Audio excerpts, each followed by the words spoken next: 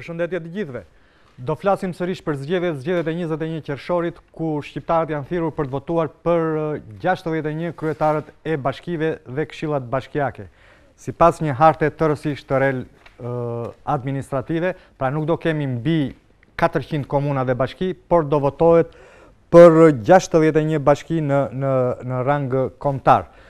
Në bashkëpunim me Institutin e njohur italian Piepoli, televizioni ynë në një report është duke zhvilluar një raund sondazhesh për të parë mbështetjen e partive politike, mbështetjen e liderëve të tyre, si dhe cili është rezultati i pritshëm për partitë në proporcional, por dhe për kandidatët e Tiranës, sepse jo vetëm se në Tiranë banon 1/3 e popullsisë së vendit, por dhe për gjithë efektet e tjera politike, ekonomike e kështu me radhë që ka Tirana, i vetmi metropoli yni, zgjedhjet e Tiranës përbëjnë edhe bastin politik të këtyre zgjedhjeve mes tre partive të mëdha, Partisë Socialiste, Partisë Demokratike dhe Lëvizjes Socialiste për Integrim. Pra, sot do flasim për raundin e tretë të sondazhit të Institutit Piepoli, për të komentuar të dhënat e sondazhit që janë bërë ditët e fundit nga Instituti Piepoli në gjithë territorin e vendit. Kemi presidentin e këtij instituti, zotin Roberto Baltasari. Profesor Baltasari, përshëndetje. Ndërkohë, profesor Baltasari do t'i përgjigjet pyetjeve tona dhe të kolegëve të mi. Jam në studio me kolegët Aleksandr Qipa, Armand Mero dhe Arion Sullo. Miq, mirë mbrëma. Mirë se keni ardhur.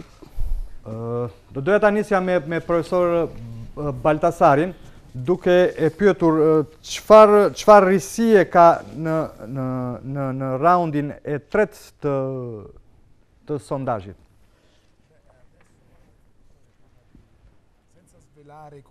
Në radhë të parë, pa e treguar paraprakisht se çfarë do të tregojmë në këtë sondazh, të dhënat tregojnë disa ndryshime, edhe se të vogla, por është një lloj vendosje e rezultatit me përfundimin e fushatës, edhe opinioni publik shqiptar po mundohet të gjejë atë që mund ta quajmë shtëpinë e votës, siç kishim premtuar javën e kaluar. Kemi bërë disa pyetje të reja për sa i përket grup moshave dhe profesioneve. Prandaj do të shohim kush po bën fushatën më të mirë, kush ka më shumë sukses në këtë fushat, pra po mundohemi të futemi më në thelb të fushatave zgjedhore. Qartë. Kolegët, çfarë pyetje keni për zotin Baldasarin? Janë ruajtur të gjitha ato targete moshash që kanë qenë edhe në 2 raundet e parë të sondazhit? Sì, il campione è rimasto esattamente quello precedente. Po, kampioni ka mbetur i njëjtë me javët e kaluara. Me që javën e kaluar ju na kërkuat disa analiza mbi grup moshat dhe në veçanti për të rinjt, për studentat, për personat e papunë. Tani do të kemi mundësinë të shikojmë më qartë, pra të kuptojmë diçka më shumë mbi grup moshat e ndryshme. Kur është zhvilluar sondazhi i tretë? Çfarë datash dhe sa veta keni pyetur? Allora, a livello nazionale sono state Në rang kombëtar janë intervistuar 800 persona, ndërsa në Tiranë, pra në kryeqytetin, në pjesën urbane dhe rurale, janë intervistuar 500 persona në datat 9 deri në 13 qershor. Janë të njëjtat persona që keni, të njëjtit njerëz që keni intervistuar dhe në 2 raundet e para? No, assolutamente. Në asnjë mënyrë janë persona të tjerë. Armand, kishe pyetje? Jo, për momentin. Arion? Në radhën e parë ne patëm një mini debat që pse zoti Berisha është futur në sondazh. Tani jo se këm ngullë në të njëjtën gjë, por kemi një fakt të ri. Zoti Berisha e ka pranuar vetë dhe fushata po vjen fundi dhe ai nuk është fare në fushat aktiv me Partinë Demokratike, ndërkohë e shikoj prapë që është në 4 liderat e vendit të fushatës. Esattamente, perché come le scorse volte continuiamo a Pikërisht, considerare sepse ashtu si herët e kaluara, ne vazhdojmë ta konsiderojmë ish-kryeministrin Berisha si një pjesë thelbësore të opinionit publik. Nuk ka rëndësi nëse është aktiv apo jo në fushatën zgjedhore, është në mendjen e opinionit publik shqiptar. Në mendje mund të jetë edhe kur larg qoftë, domethënë mbas të dal nga politika dhe dal nga kjo jetë, si gjithë ne, domethënë sërish është lider historik, sigurisht e mbas 20-30 vjetësh. Kjo do të thotë se të sondohet. Ku konsiston influenca e tij në këtë tur zgjedhor? La sua influenza è dentro Ndikimi i tij është brenda politikës shqiptare. È attualmente per quello che riguarda l'opinione. Aktualisht, për sa i përket opinionit publik, ai është në qendër të një përkatësie politike, pavarësisht nëse është i vetëdijshëm për këtë apo jo. Ideja është që ne merremi me Partinë Demokratike siç merremi me gjitha partitë e tjera dhe shikojmë që në organizimin e saj dhe vetë anëtarët e Partisë Demokratike dhe vetë ata që kryesojnë në fushatën e Partisë Demokratike nuk kanë më lidhje me Sali Berishën, nuk kanë më lidhje me mënyrën e organizimit të tij, të drejtimit të PD-s, frymëzimit dhe gjithçka tjetër që mbetet në një fushatë. Diciamo che il fatto che ne continuiamo a parlare. Fakti që neve vazhdojmë të flasim për këtë temë dhe që juve zoti Sula vazhdoni të këmbgulni në këto element, kjo vërteton faktin se Berisha duhet të jetë pjesë e këtyre sondazheve. Quando smetteremo di notare kur të mos e vëmë më re praninë e zotit Berisha, atëherë nuk do të atestojmë më opinionin publik në lidhje me ta. Jo, për mua do të ishte bërë një sondazh tjetër për zotin Berisha, përpara se të merret të ndali përqindja sa besim kanë shqiptarët e një lider si Berisha, duhet bërë a është më ai apo jo, a e shohin më apo jo. Sepse ajo që ju e ndjeni është perceptim subjektiv. Sì, ma noi nel corso patjetër, neve në këtë vit të fundit kemi bërë edhe sondazhe të tjera ku Berisha na rezulton absolutisht si një protagonist i jetës politike shqiptare. Dhe për këtë arsye kemi vënë në sondazh. Do flasim për këtë temë kur të diskutojmë tabelën e influencës së liderave, ku të anketuarit kanë votuar për 4 liderat, për zotin Rama, zotin Meta, zotin Basha dhe zotin Berisha. Por do doja të pyesja profesor Baltasari lidhur me atë që u kërkua nga kolegët e mi në emisionin e fundit që kishin, ku ju të përcaktonit grup moshat dhe trendin që kishin votuesit. Pra pyetjet të elaboronin pak pyetjet. Quindi abbiamo chiesto Pyetjet që i shtuam nga emisioni i kaluar. Esatto, adesso possiamo già vedere i risultati. Pikërisht, tani mund të shohim rezultatet. Probabilmente li vogliamo mostrare più tardi. Detto questo, me sa duhet duam t'i tregojmë pak më vonë, por brenda këtyre rezultateve që do të shihni më vonë, do të shihni se si janë ndarë në bazë të intervistuarit në bazë të grup moshave. Okej, po atëre po ftoj Regjin, do unë të hym direkt në komentin e shifrave. Regjia, tabelën e parë ju lutem. Tabela e parë është si e vlerësoni punën e bërë deri më sot nga kryeministri Edi Rama. Këtu kemi sondazhin e fundit për cilin komentojmë dhe është zhvilluar në datën 13 qershor, krahasuar me atë të 2 javëve më parë që është zhvilluar në 28 maj dhe kemi që 55% e të pyeturve e vlerësojnë mirë punën e kryeministrit Rama, mjaftueshëm 19%, pra mirë kemi 2% ulje dhe mjaftueshëm kemi 2% rënje, dobët ngelet konstante 25% dhe nuk e di që nuk kanë dhënë përgjigje ose kanë refuzuar të përgjigjen ose nuk kanë pasur një ide të qartë, është vetëm 1%. Çipasit duken këto shifra. Po të kemi parasysh edhe raundin e dytë, raundin e parë dhe të dytë, nuk është se ka ndonjë lëvizje të madhe. Është e vërtet që kryeministri ka qenë edhe në një protagonizëm elektoral të shumë shfaqshëm në një itinerar që përfshinte qytetet edhe pothuajse nga jugu në veri, edhe njësitë administrative ku zhvillohet dhe kjo fushat, kështu që ka qenë i evidentuar edhe mediatikisht, edhe në ligjërimin publik, edhe në shfaqjen publike, ka qenë në periudhën më intensive të komunikimit dhe të shfaqjes së vet, dhe besoj prej këtej buron ky perceptim për punën e vet, edhe për atë që ai e konsideron protagonizëm elektoral, pavarësisht se këto janë zgjedhje vendore.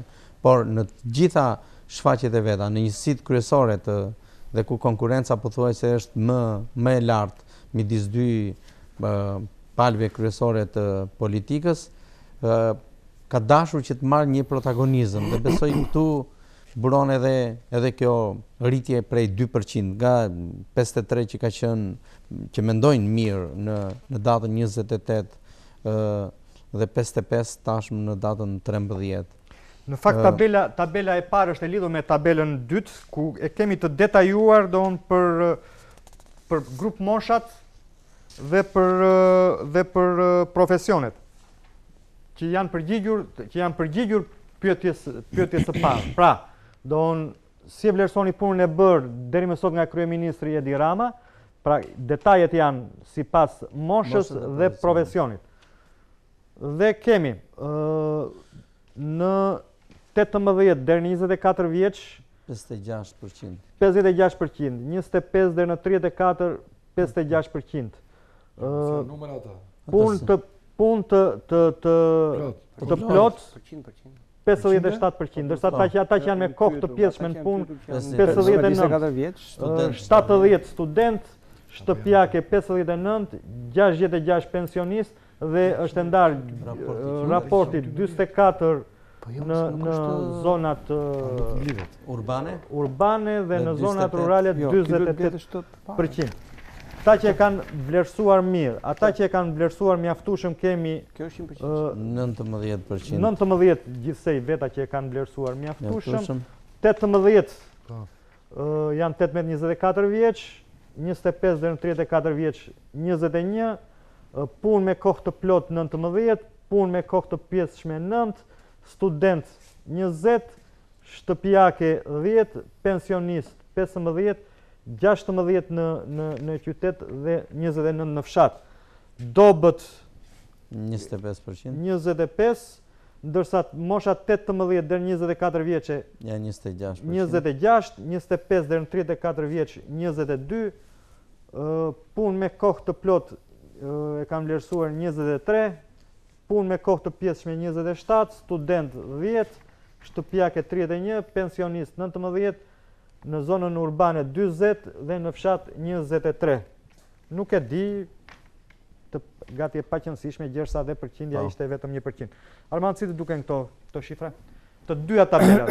I lutem regjiston që t'i alternoj. Përsa i përket tabelës parë, në të vërtet nuk është se mund të pritej në një ndryshim drastik nga i pari tek i dyti tek i treti, sepse dhe vetë pyetja është për punën e tij si kryeministër. Pra, për një shtrihje të gjatë kohore dhe nuk mund të presësh që në 3 javë njerëzit të ndryshojnë perceptimin për kryeministrin se si ka bërë punën si kryeministër, për më tepër që ai është në një fushat dhe i ka mshuar akoma më tepër atyre që ai konsideron si arritje. Pavarësisht se nëse do të mbledhë mirë dhe mjaftueshëm, mbetet një përqindje mjaft e lartë për kryeministrin, gjë që nuk e di nëse është pjesë tabela e dytë don ku shikojmë dhe strukturën demografike. Pjesë e tij apo pjesë e një dopsie të kundërshtarit. Duke parë këto shifrat, po të shohësh ka një tek përgjigja për të cilët e atyre që e vlerësojnë mirë, ka thojse një konstante në përqindje me përjashtim të grupit të studentëve. Gjë që mund të justifikohet me faktin se vetë sjellja e zotit Rama është goxha më pranë në të rinjve, mënyra se si ai vishet, mënyra se si ai flet, elokuenca e tij e bëjnë goxha të pëlqyeshëm në sytë të rinjve. Lë përshtypje gjithashtu edhe një përqindje mjaft e lartë që ai ka tek pensionistët. Ndoshta për shkak se edhe gjatë kësaj fushate ai ka qenë me një fjalor më pranë njerëzve se sa ai fjalori elaboruar i zotit Rama në fjalimet e tij politike. Tjetra gjë që më bie në sy është fakti që ai ka një përqindje të ulët në krahasim me gjithë këto kategori në qytet. Në qytet ata që vlerësojnë mirë punën e zotit Rama janë 44% dhe 40% e tyre e vlerësojnë të dobët. Gjë që është për mua një shifër domethënëse edhe për faktin sepse kemi parasysh që në qytet jeton edhe ajo pjesë e shoqërisë që është edhe më ngritur nga pikpamjen intelektuale, nga pikpamja e interpretimit që i bëjnë situatës, shifrave. Ndërkohë që e çuditshme kjo shifër sepse nëse kemi parasysh që në zgjedhjet e kaluara, përjashtuar ato kur që qenë gati plebiscitare për të majtën, por në zgjedhjet e mëparshme, 2-3 zgjedhjet e mëparshme, Partia Socialiste kishte një handikap, votoi në zonat urbane, por ndërkohë në zonat rurale ende nuk arrinte të depërtonte. Mbaj mend zgjedhjet e vitit 2007, mos gaboj Marion, edhe të 2011-s, po don 2007-s që ishin lokale, qytetet e mëdha, metropolet u fituan nga Partia Socialiste, por ndërkohë gjithë komunat në mënyrë dërmuese u fituan nga Berisha, nga Edjata.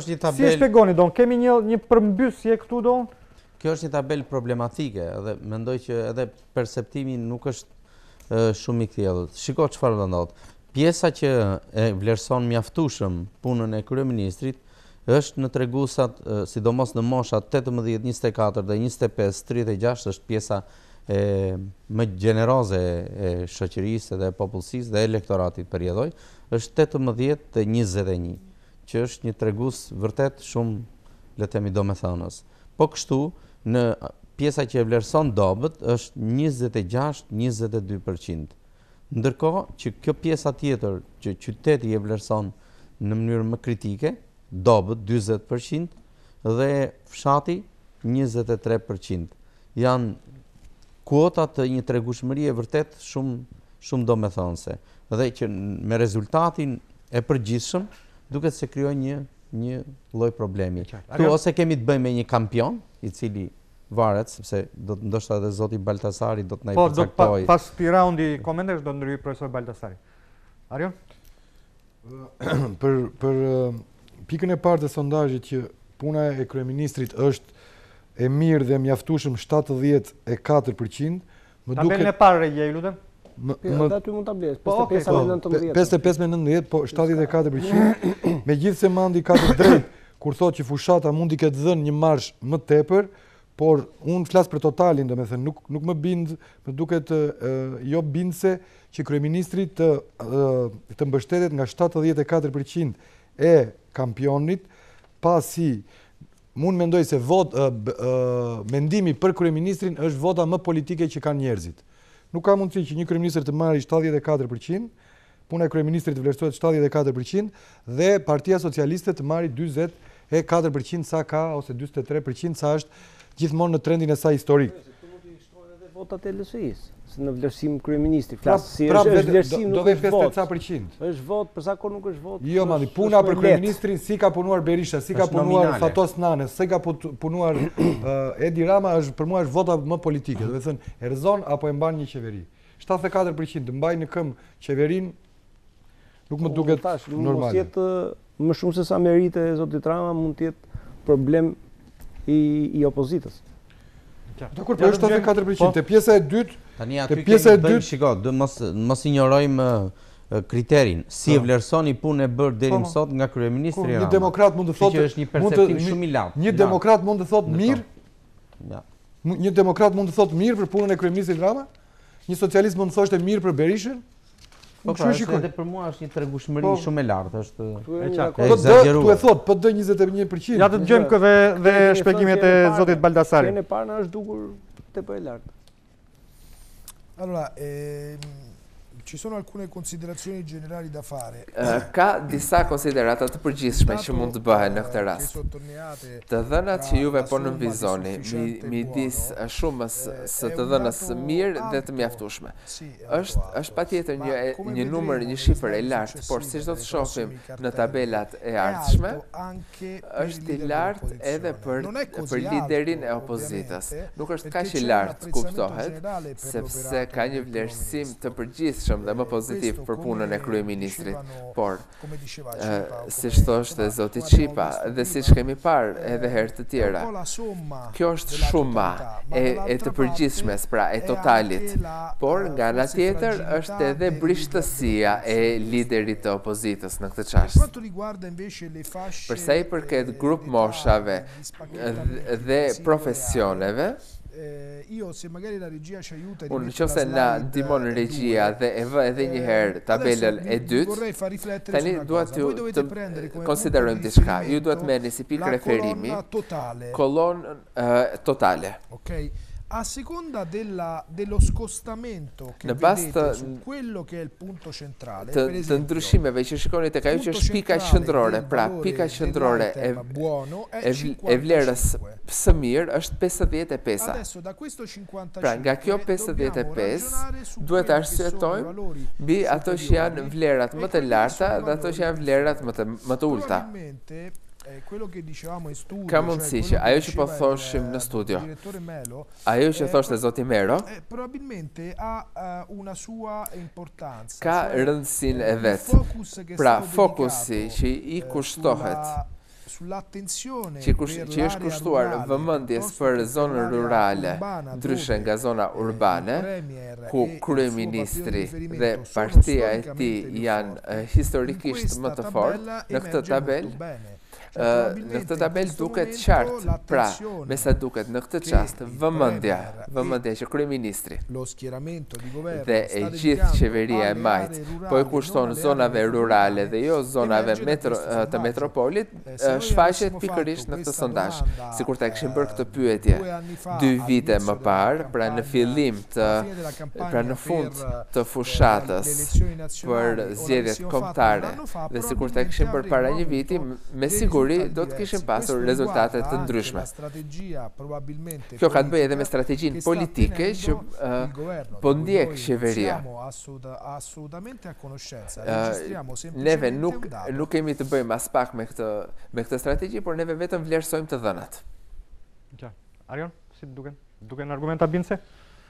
Jo, më duket prapë që kërcet diçka që nuk ri tamam. Partia Socialiste ka, me thënë, puna e kryeministrit vlerësohet 56% e 55-ës që thonë mirë, nga 18, 24 dhe 25, 34. Pra, rezervuarin më të madh, votat më të mëdha, Rama i ka për në moshën 18 deri në 34 vjeç.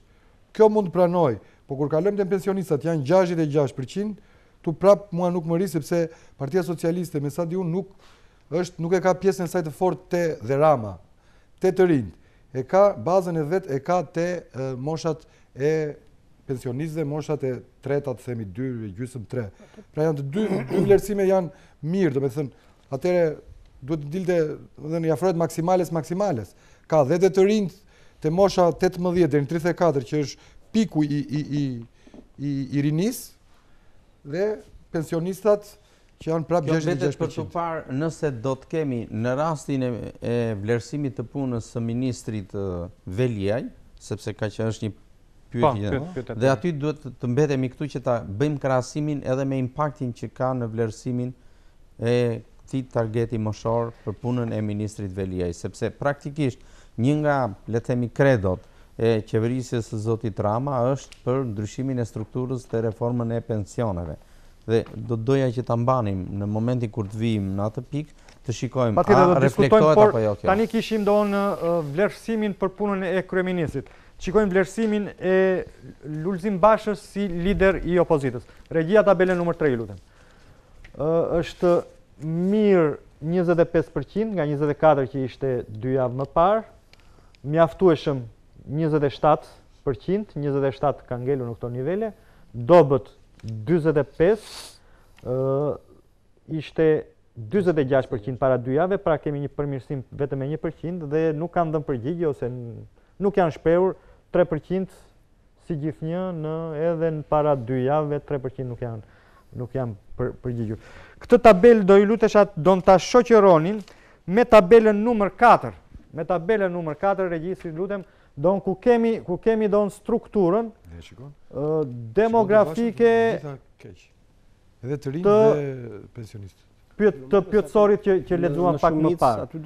Pra, ata që e kanë vlerësuar mirë kanë qenë 25%, nga të cilët 18 deri në 24 vjeç kanë qenë 29 persona, 25 deri në 34 vjeç 21, të punësuar me kohë të plot 29, me kohë të pjesshme 20, 35 student, 17 shtëpiake, 21 pensionist, 31 në qytet dhe 21 në fshat.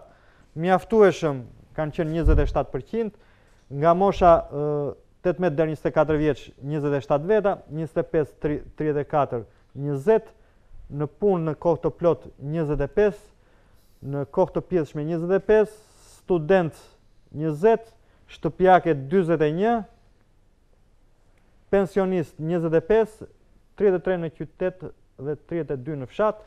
Ata që e kanë vlerësuar dobët kanë qenë 45%, 43 veta 18 deri në 24 vjeç, 25 deri në 34, 54, në punë me kohë të plot 43, kohë të pjesshme 52, student 42, shtëpiake 39, pensionist 50, në qytet 36, 45 në fshat, ndërkohë që kjo është shifrat e atyre që nuk kanë dhënë as vot pozitive, as vot negative. Sa nërësi duken këto shifrat? Do të nis nga fundi, me këtë papërcaktueshmëri nuk e di, janë më të lartat nga gjithë tabelat që ne kemi parë, edhe në 2 turet e mëparshme dhe tani. Domethënë është një shtres e popullsisë që mbetet e papërcaktuar në vlerësim.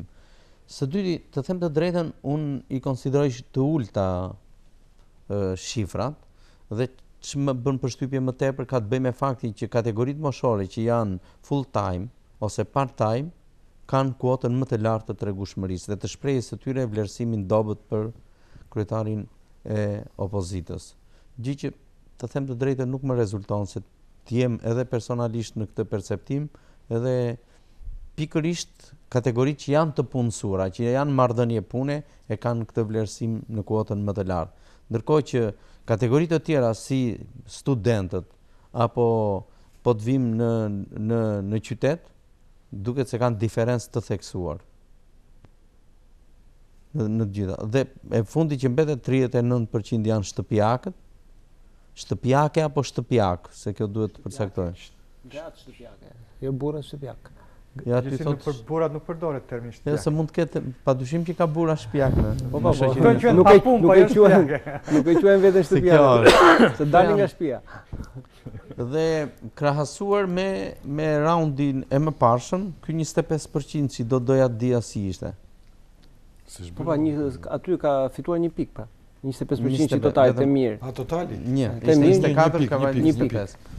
Rritje jo fort e ndjeshme, nuk është se kanë. Ndërkohë që protagonizmi elektoral i kryetarit të opozitës në këtë periudhë ka qenë po kaq i lartë sa edhe protagonizmi i kryetarit të shumicës. Po s'kanë lëviz, të dy aty kanë ndentur. Edhe Rama 2 pikë kishte. Jo, kishte 2 pikë Rama dhe 1 pikë Basha. Më duket e vogël. Ndërkohë që aktivizmi i tyre ka qenë pothuajse i njëjtë. Po pyetja është shumë e përgjithshme, kështu që nuk është se është një pyetje e cila mund të ndikohet shumë nga fushata. Punën si lider i opozitës është. Po nuk ndikohet shumë nga fushata, se në fushat nuk është pavarësisht protagonizmit mediatik. Lideri i opozitës në fushat atë ka punë. Cila është puna tjetër? Ndoshta kriterin mund ta përcaktojë. Do të jetë për 18 muajt e tij si shef i opozitës. Kjo është. Po pra, po ja si e vlerësoni punën e Lulzim Bashës të bërë deri sot si lider i opozitës, normalisht. Dhe kjo është periudha më intensive e protagonizmit të tij si lider opozite. Po nuk është se tregon aksion opozitar. Këtu ndoshta mund të na ndihmojë zoti Baltasari, sepse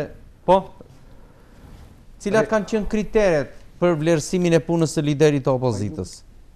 Sono stati gli stessi, queste sono domande standard. Këto janë pyetje standarde.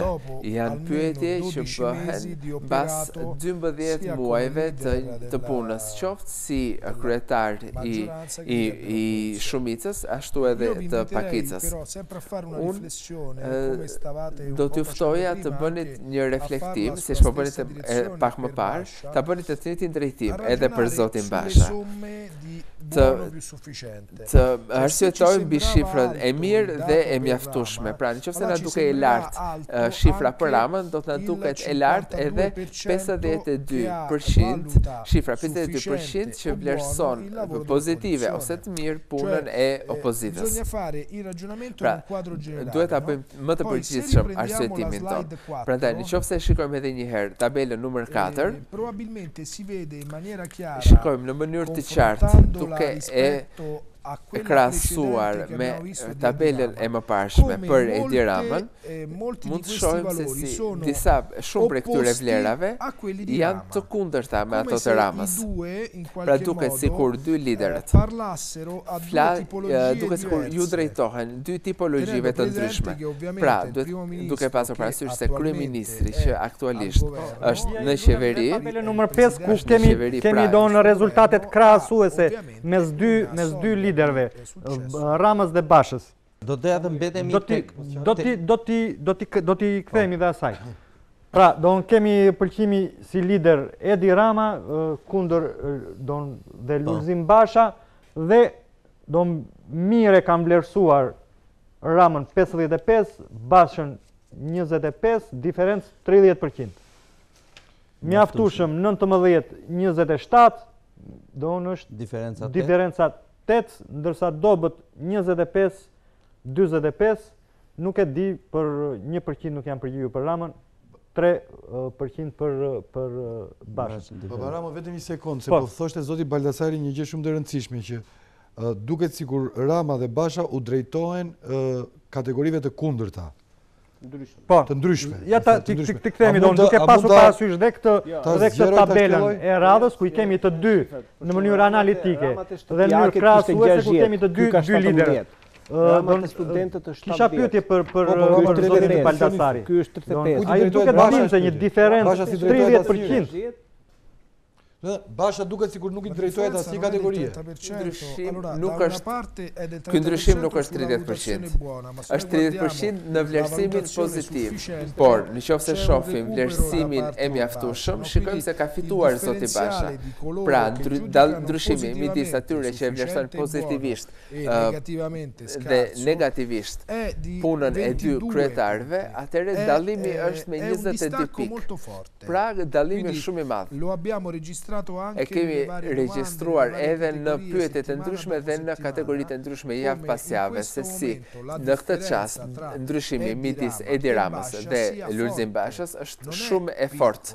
Nuk është një ndryshim i vogël brenda këtyre shifrave, po thosha edhe më parë që në këtë çast të jetës politike shqiptare si sono dedicati due leader dy liderët janë kushtuar janë përkushtuar disa grupeve të veçanta të opinionit publik. Pra, duke sikur kanë përzgjedhur në një lloj tabele fushë shahu, pra të veprimtarisë të tyre politike ka zgjedhur një pikësynim të veçantë, ka zgjedhur një target të veçantë. Pra, siç thoshim më parë, nuk janë të kundërta, por janë grupe që plotësojnë njëri tjetrin.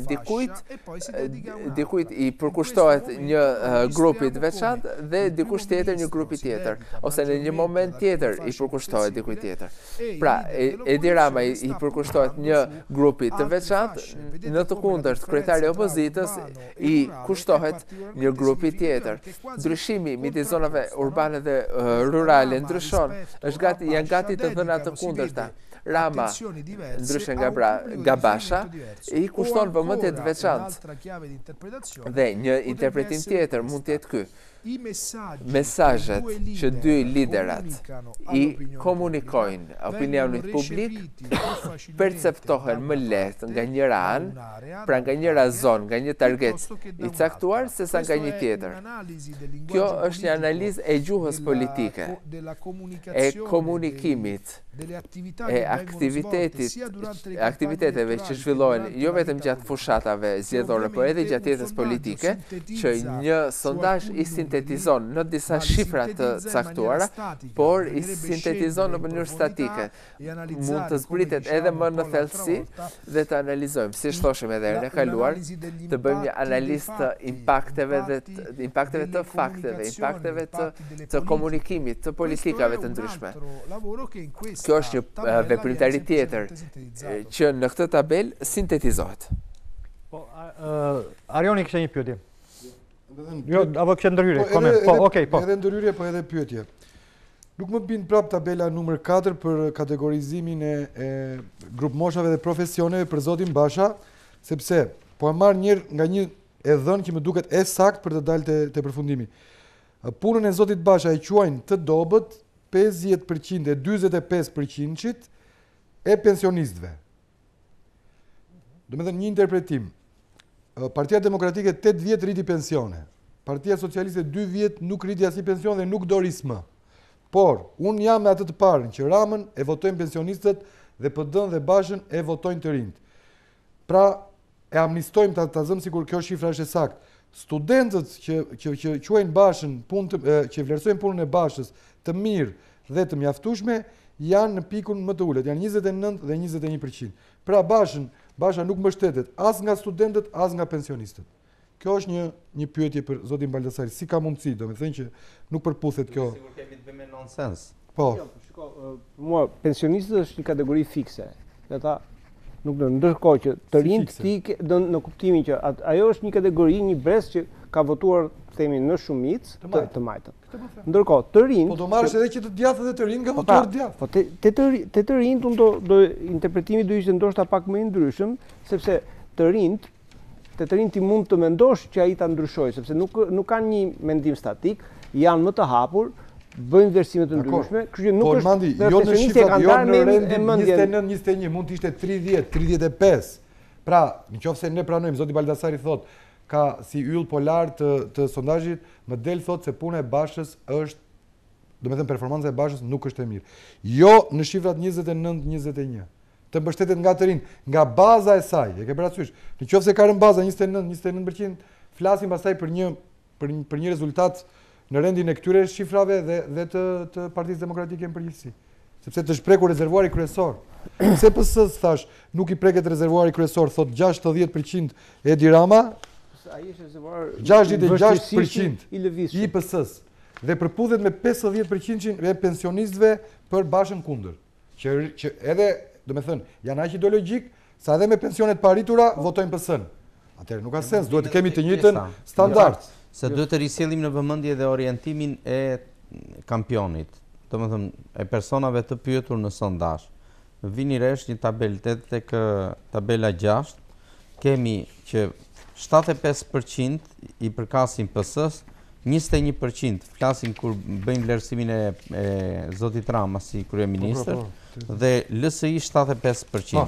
Ndërsa do flasim për atë, po të kalojmë mirë tek tabela numër 6. Ku është vlerësimi për gjithë liderat, për 4 liderat. Për Ramën, Metën, Bashën dhe Berishën. Ajo ka tolerancë. Pra, vlerësimi në liderin shqiptar. Dhe kemi 62% për Ramën, 2 javë më parë ishte 61%, Metën ka ngelur konstante 40%, konstante ka ngelur dhe për Bashën 36% dhe për Berishën 30%. Si duken këto shifra, Sandri? Duken bindse? Bindse. Unë vazhdoj të mbetem. Së pari duhet kemi një gjë parasysh që influenca e besueshmërisë tek Berisha në raport me Bashën është jo fort logjike dhe reale, në një lloj kuptimi se protagonizmi i Berishës është i heshtur. Është protagonizëm i cili pret shikoj se çfarë do ndodhi me pasardhësin e vet brenda Partisë Demokratike. Ndërsa raporti midis zotit Rama dhe zotit Meta duket i besueshëm për trendin që ka midis dy partive kryesore të shumicës së majt në qeverisje. Vetëm luhatje që ka midis zotit Rama nga turi i parë në raundi i dytë në raundin e tretë, i zhvilluar i dyti në datën 13 dhe i treti në 28, nuk më duket se është, pse duhet këtë rënje besimi. Jo, është 61. Ka qenë 62. Ka qenë 61, është bërë 62. Ka qenë para 2 javë ishte 61% dhe është rritur, ka shkuar në 62. Do thonë jemi në të njëjtin trend. Sepse ishte Unë thash në fillim për zotin Baltasari për Berishën. Berisha thot nuk jam në zgjedhje, nuk jam në fushat, nuk ka dhe nuk doli, jo se thot nuk jam, nuk doli Berisha në fushat. As një takim elektoral, as në themi një simbolikisht në një bastion për të dhënë një mesazh, në një ceremoni që mund ta shfrytëzonte atë rast. Dhe tani kur ish lideri historik jep këtë mesazh që unë nuk kam për të dalë më në fushat, të dalin domethënë dhe elektorati e kap këtë mesazh më njëherë. Të pyetet elektorati që ju kë shikoni te kush keni besim si lider, të thon Berisha, më duket pyetja nuk është te kush keni besim, kam përshtypjen, se po shohësh përqindje nuk është e tillë. Ai thotë, ke Sali Berisha përpara, sa besim ke te Berisha, nuk është se e vë Berishën në krahasime të tjera. Po, Berisha s'ka mbetur më njëri pa e dëgjuar që unë nuk do jam, s'ka dalë në fushat. Nuk është. Pyetja është e tillë. Pyetja është e tillë që besim për të faktishme. Ja dhe një pyetje për zotin Baltasari. Ne të gjithë, domethënë opinionistat që janë pyetur, gazetar, po edhe elektorati, po edhe emisionet humoristike në kuptimin që aty vjen domethënë opinioni dhe kontestohet, parodizohet, prit një sekond më Sandri të se mbarova. Dhe kur janë pyetur, kur kanë parodizuar dhe emisionet satirike, kush është risia e kësaj fushate? Është shmangja e Berishës nga fushata. Është mosdalja e Berishës në fushat. E kemi thënë këtë të tërë, ka thënë këtë njerëzit, e kanë thënë këtë gjithë opinionin. Nuk e quaj risi këtë. Po me një nga risita është. Jo, një nga gjëra. Jo, nuk është risi. Është fakt. Nuk është risi. Po është fakt. Pyetja, më fal, ne ndoshta do të na sqarojë dhe zoti Baltasari, po problemi pyetja nuk shtrohet se kush janë cila është influenca që kanë liderët në këtë fushat. Pyetja është cili është besimi që ka elektorati. Po pra, ty si të duken këto shifrat? Jo, ajo nuk është se më habit, e thash deri në parë, nuk është se më habit 30% i zotit Berisha, është ai rezervuari tradicional i së djathtas që pavarësisht se zoti Berisha është as është aktiv, ai për ta është lider shpirtëror, atë e ka. Ne duhet për mua do të shohim zotin Basha në raport me zotin Berisha, sepse zoti Basha ka terren për të fituar, jo më zoti Berisha. Berisha ka të rezervuar, ndoshta me kalimin e viteve ajo do bjeri, por zoti Basha duhet të krijojë distancën me liderin historik për të krijuar, për ta përforcuar pozitën e tij në Partinë Demokratike. Të dëgjojmë dhe profesor Baltasari. Unë mendoj se nuk duhet të ishte fare Berisha në pyetësor.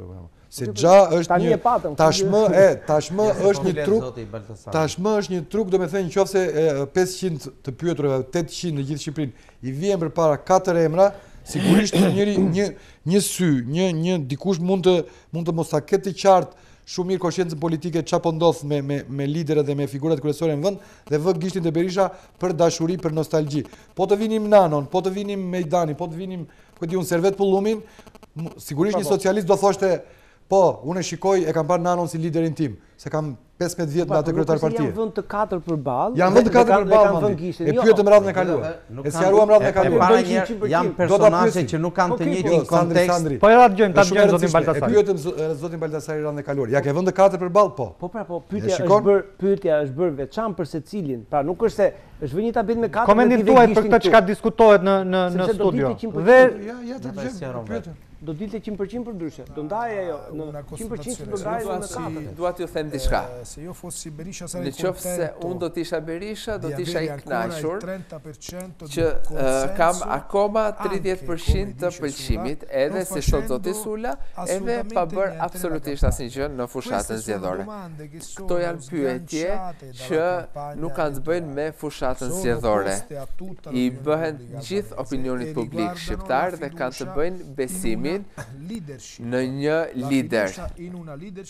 Pra, besimi tek lideri nuk ka të bëj, nuk përkon detyrimisht me votat. Ne nuk pyetëm për këtë do të votoni ndër këta të katërt, por pyetëm për secilin nga këta të katërt, veç e veç, pyetëm sa besim kanë në këtë lider. Pra, në qoftë se tani Sula thot që Berisha, edhe në qoftë se nuk është i përfshirë në mënyrë të drejtë për drejtë në fushatën zgjedhore, nuk është më në një lider, ky është një pozicion i tij personal, por nuk është pozicioni i opinionit publik shqiptar.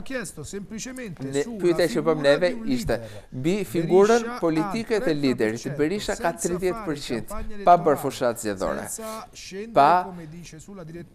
Pa zbritur në fushatën zgjedhore dhe është rezultat shumë pozitiv. Unë do të bëja një arsyetim mbi dallimin me 6 pikë midis zotit Basha dhe Berisha, që nuk më duket një rezultat, një dallim shumë i madh, por që tregon një tendencë të qartë të opinionit publik. Ky është arsyetim normal. Pastaj që kryeministri të ketë 62% është një e dhënë për cilën opinioni publik është i sigurt.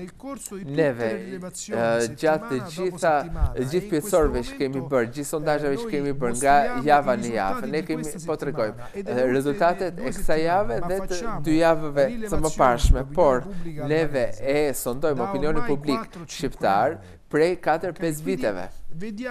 Prandaj e shikojmë se si ka ndryshuar opinioni publik. Është vendosur tashmë në këto nivele si besim tek lideri. Tani neve mund të shtojmë këtu edhe lider tjerë. Ne kemi zgjedhur këta të katërt.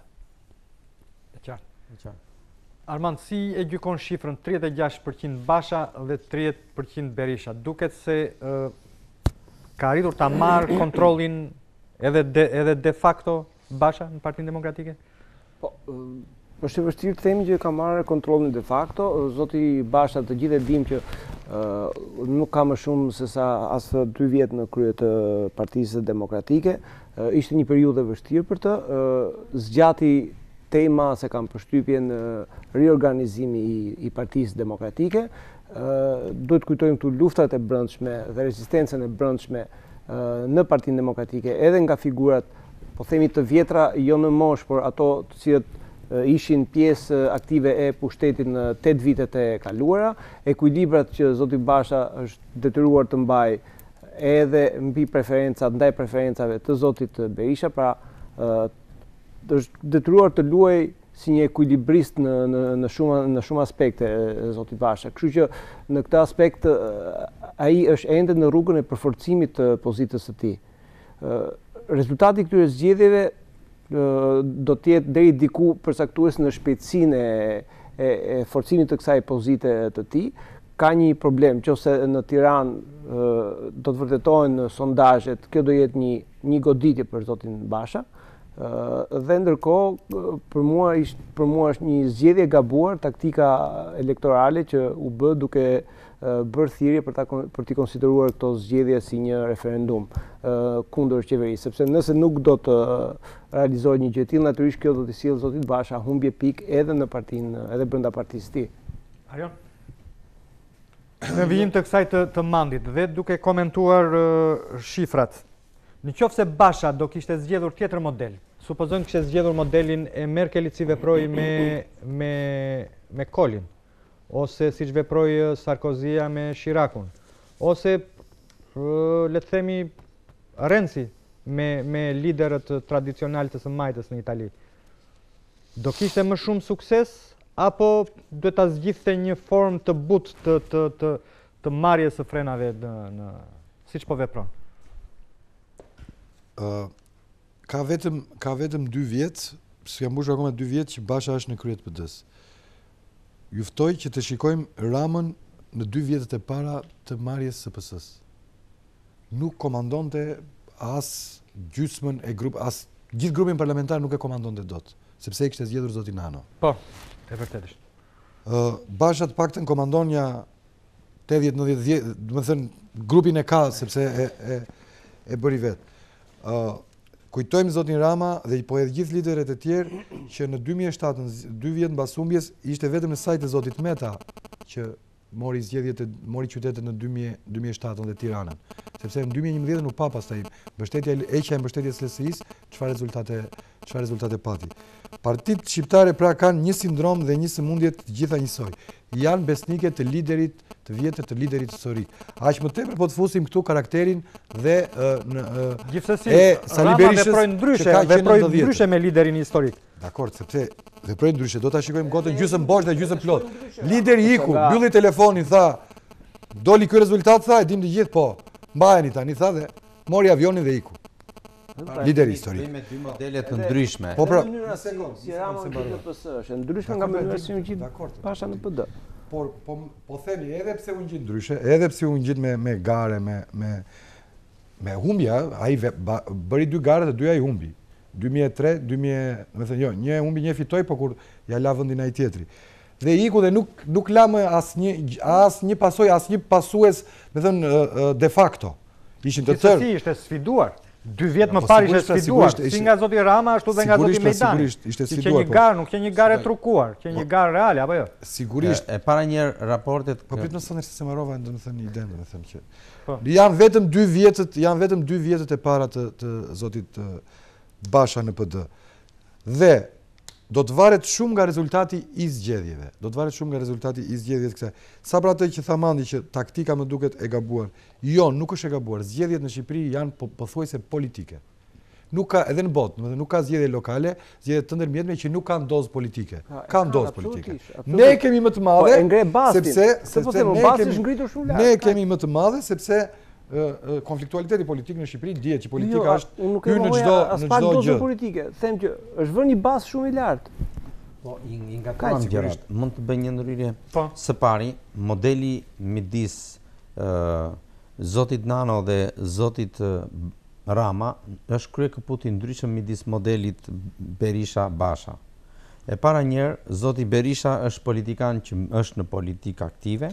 Së dyti është ka numrin e konferencave për shtyp më të madh se sa vetë kryetari zyrtari i Partisë Demokratike, ndërsa zoti Nano dha dorëheqjen dhe doli nga skena madje për të mos qenë prezent, zgjodhi dhe një destinacion jashtë territorit administrativ të Shqipërisë. Kështu që dhe influencën e vet e bënte vetëm thjesht si një figurë historike, por jo me prezencë aktive. Pati dhe influencë negative në PS, se mos harrojmë se dolin krahët Berishës në 2007. Së dyti mendoj unë, kjo përqindja midis 30% influencë ose besim që ka për zotin Berisha dhe 36% që ka për zotin Basha, është një kap pozitiv, mendoj unë, për 2 arsye, sepse leadershipi aktual i Partisë Demokratike është një leadership mix.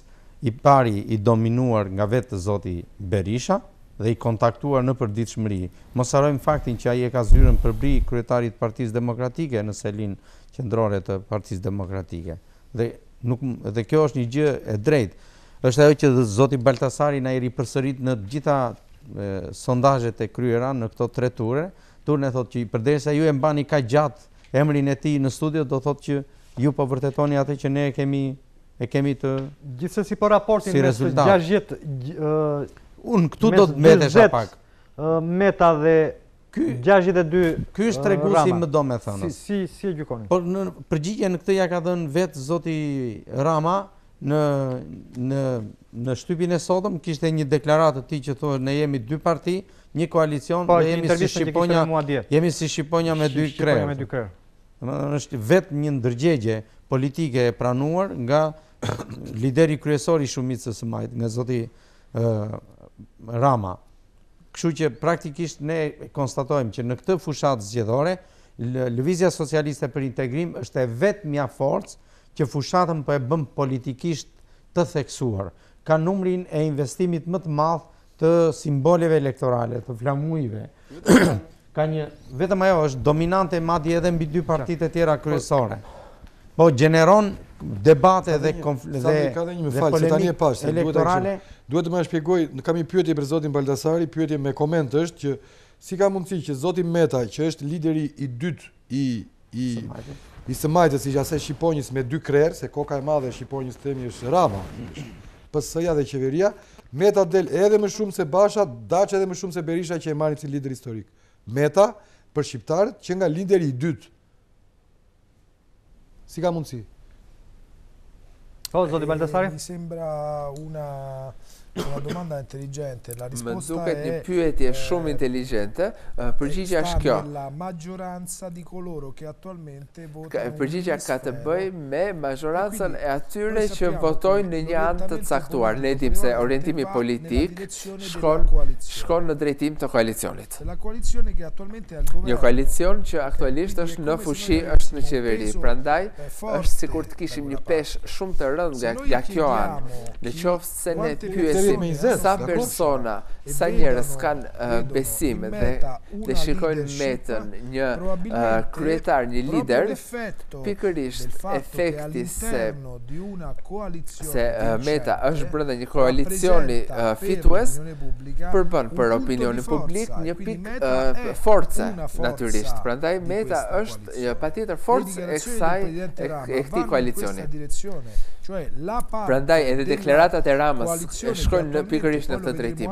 Pjesë e këtij koalicioni. Pastaj do ta shikojmë edhe në synimet e votimit. Por neve e shikojmë qartë që votat shkojnë në një drejtim të caktuar dhe tendenca shumë e qartë.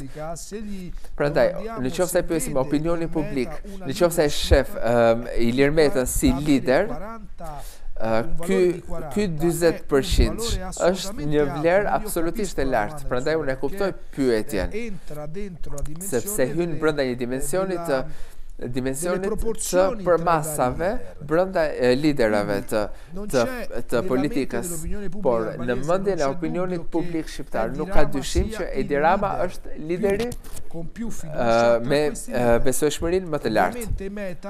Natyrisht, Meta është pjesë e një koalicioni që sot është në qeveri, është në krye të një partite që siç do ta shohim ka një pjesë të mirë të elektoratit. Në këtë pikë besimi që kanë njerëzit në atë lider është e lartë, është 40%, dhe kjo e dhënë është e justifikueshme.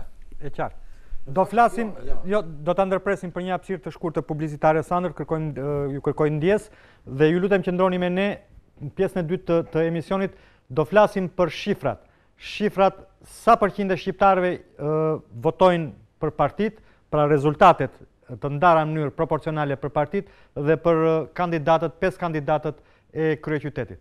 Pas pak, këtu në një report.